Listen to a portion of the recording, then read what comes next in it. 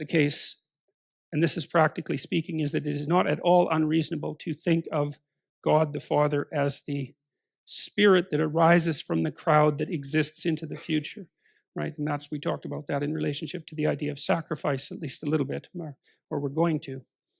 You make sacrifices in the present so that the future is happy with you. And the question is, what is that future that would be happy with you? And the answer to that is, it's the spirit of humanity. That's who you're negotiating with, because you make the assumption that if you forego impulsive pleasure and get your medical degree, that when you're done in 10 years and you're a physician, humanity as such will honor your sacrifice and commitment and open the doors to you, right? So you're treating the future as if it's a single being, and you're also treating it as if it's something like a compassionate judge. You're acting that out. And maybe we had to imagine God in that form before we could understand.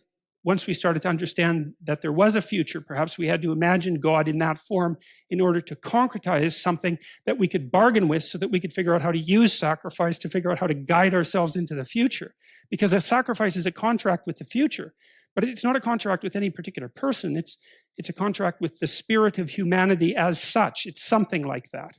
And so when you think about it that way, that should make you faint with amazement, because that is such a bloody amazing idea. To come up with that idea that you can bargain with the future, that is some idea, man. That's like the major idea of humankind. We suffer. What do we do about it? We figure out how to bargain with the future, and we minimize suffering in that manner. It's like no other animal does that either. You know, like lions, they just eat everything. I think a wolf can eat 40 pounds of meat in a single sitting. Right? It's like there's some meat, eat it. It's like not like save some mammoth for tomorrow. That's not a wolf thing, man.